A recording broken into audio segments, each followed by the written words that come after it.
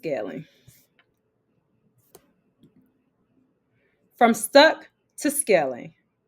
Welcome to Clear Shift Solutions. My name is Pam Grace, and I am back again for part 3. Guys, I hope you've enjoyed part 1 and 2 so far. So let's just keep the momentum and keep this train rolling. All right. Let's talk. Let's talk about your tone. I've done consultations where people are just rude, burned out, and disconnected. And I want to go beyond consultation, and I have had phone calls with people that are rude. I want to let you guys know that may be costing your business. Okay?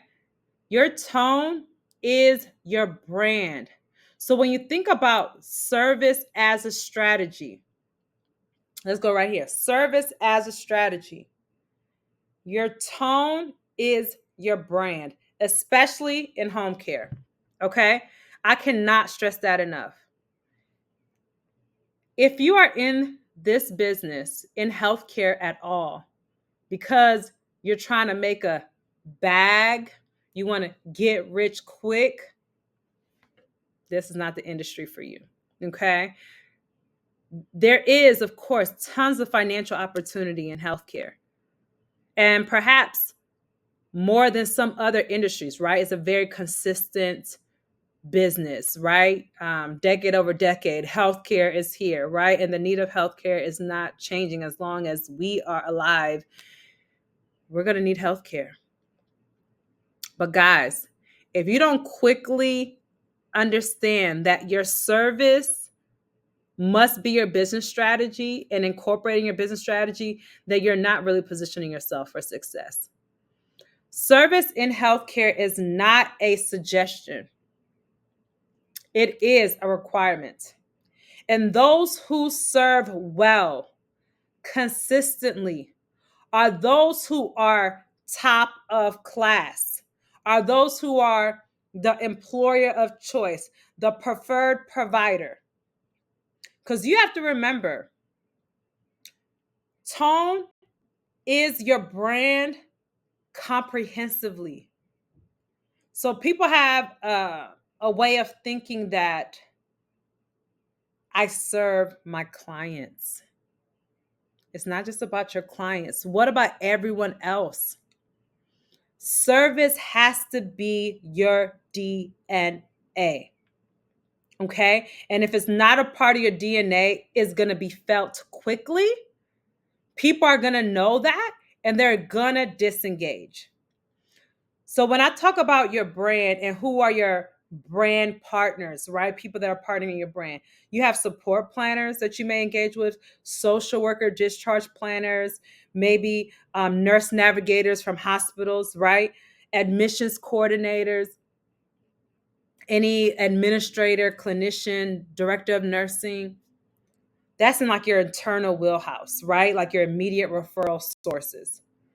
But what about the extension of that? You're engaging with people every day. Anyone you meet could be a potential referral source, could be a potential partner, maybe not now, but in the future. How will they remember you? There's this quote that says, people remember how you made them feel. How do you make them feel? And what will they remember? Will they remember the attitude, the snootiness, someone that's short and quick with them, snappy, dismissive, right? Disengaged. You have so many times you be like, hi, my name is Pam Grace with Clear Shift Solutions. And right when they hear that you saw a person professional, right? That is not the way you conduct yourself. I don't care who's on your line. If someone called your phone, whether it be a telemarketer, whether it be, you just never know.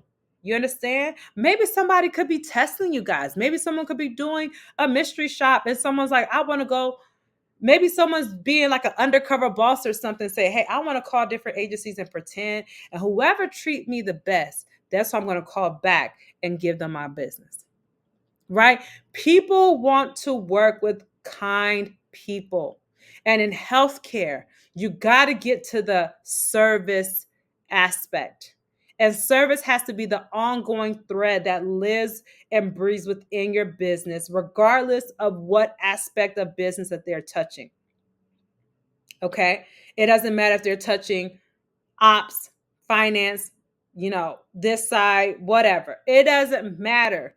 Any person in proximity to your business, proximity to you, whatever, should feel your aura, should feel your brand tone, should, because they're already experiencing you before they even learned what you do. Okay. And I want you to just kind of be really mindful of that. Okay. That service as a strategy, your tone is your brand. Okay. You could look at this: heart posture equals mindset of service. Service behavior equals consistent tone, presence, and kindness. All right. I'm going to share a stat with you. 88% of customers says experience is as important as product. Experience is as important as product. And this is a quote from Salesforce. Okay, 88%. So it doesn't matter if you have the best caregivers in the game, okay, on paper. If the service or the experience is not up to par, you're going to lose it every time. I feel like you can have high service and your product could be poor and people will engage still anyway. They'll engage and be with you at least for a period of time because your service is so exceptional that they'll give you that grace, that legway, that runway to get it together, to improve your product. But guys, 88%. This could be a silent killer in your business. If you are not mindful and you're not tracking this. And an easy way to track it is, how are we engaging one to another? Also, you have to understand, and this is why I'm going to insert this into my notes, healthcare is so important, guys. If you're not taking interest into the health of your staff, they could be dealing with things, or they could be burdened, or they may have certain stressors that are now just showing up in your business. So you want to make sure that when people come into your business, the stresses are minimized. So that infrastructure is there, the process is there, there's a level of flow and ease. Everyone is kind, leadership is kind and friendly, and it's a warm environment, because that helps bring down any type of any type of stresses that they're personally dealing with, and they're excited to come to work, right? Because they know that this is going to be a place of peace. Okay. I just have to state that. So as an employer, if you're not investing in healthcare, and make sure that your staff have resources to also help them with their own personal health and wellness that they may or may not share with you, it's nice that they at least have a resource so that they can go ahead and take care of themselves, right? Okay, I want to make sure that I insert that, because that could also be a reason of why your service is impacted. Okay, but you want to make sure that nonetheless that you have a standard, you have a cultural norm, you have rules in place of what your service experience will look like, right? Your product is your caregivers, but the experience is comprehensively, right? And so you want to make sure that those two go hand in hand, okay? And that they're operating well with each other, and things are operating effectively, and there's a flow, okay? Because that will help your business go up. Then people are excited to say, oh my gosh, I'm with this agency. They're so helpful. They'll be talking about this on Sunday dinner, or on the phone with their girlfriends, right? Or on, out with their daughter or something, and talking about it. And before oh, let me get the name of that company. Refer me to the company you use, right? Hey, Mary, I heard you were using somebody and you really like them. Can you connect me? That's how this thing happens, right? When you have service as a strategy and it's embedded in your business DNA. It's just what you do and you do it well. Okay. And you're measuring it, right? And you're improving it and you're enhancing it, right? That is what's going to help. So now let's go to my next point: staff culture and internal mirror. So if your staff feel unsupported, overwhelmed, or ignored, it's going to reflect in the client's conversation. It's going to reflect. It's going to reflect. And a lot of caregivers, they talk to their clients. Sometimes they overshare administrative content to their clients. And before you know it, you have the client calling you advocating for the caregiver. And now you have to make adjustments because you're like, ooh, now you realize the caregiver has this client, you know, by their thumb, right? You know, they have the clients, they have the client, they have the grip on the client, and now the client is advocating for them. And if you don't do XYZ, or if they're not supporting a certain kind of way, they're out of there, right? Because they are seeking the best interest of the caregiver. Before the client becomes a caregiver advocate, you must be. As an employer, you must advocate for the best interest of the caregiver, meaning they should feel supported. They should come in a place that is structured, and they should be heard. So when they're communicating with their clients, they ain't got nothing but sweet things to say about you. Okay?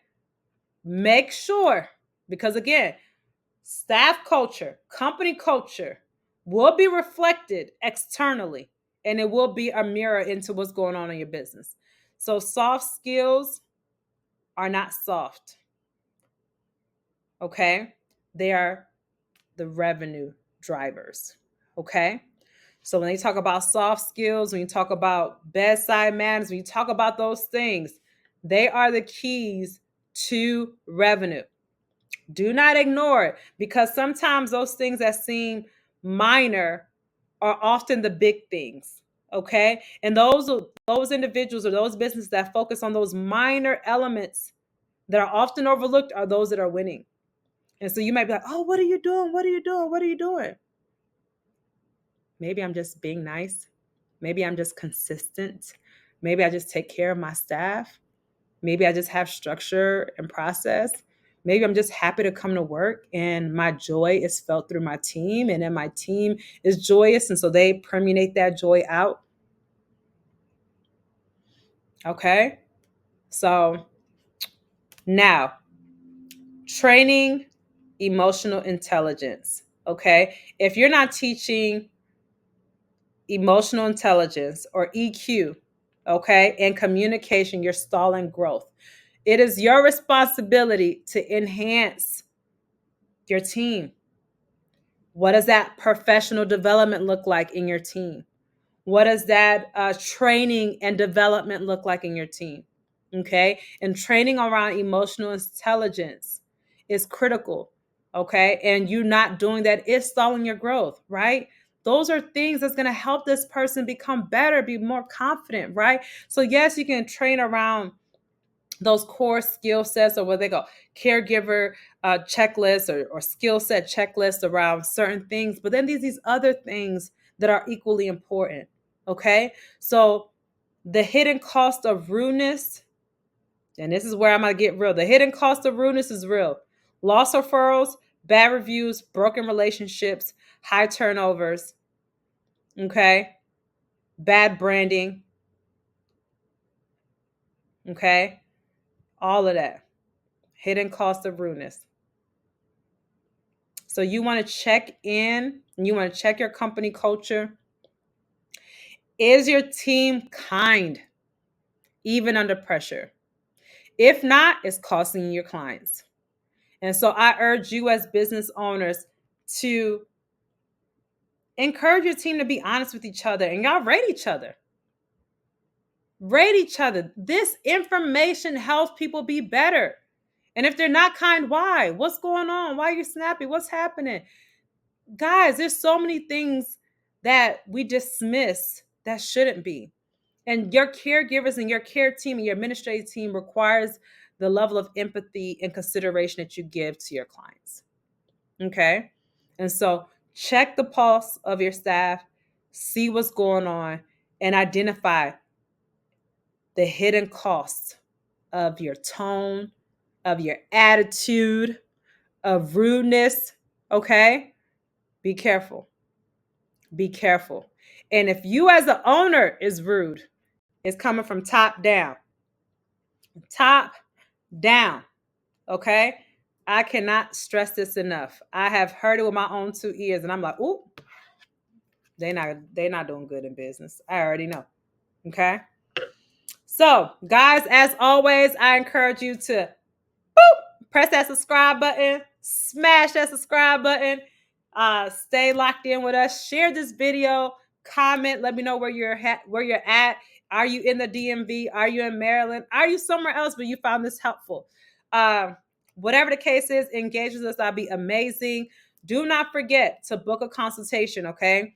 We handle everything HR, compliance, workforce transformation, any type of benefit strategy, and just even overall like operational strategy. We can kind of give you some insight on that as well. We do have legal partners as well. So all of our if you need legal partner or an employment law partner, anything of that nature, we have that internally. And a lot of our documents are from our partners as well. So trust and believe. We're offering something that is not offered often. And we're getting in your business because we want to help you. Okay? We want to help you be successful. And so if you want that help, if you just want to stay locked into our newsletter, also coming up soon, we're going to be having a mastermind series coming up.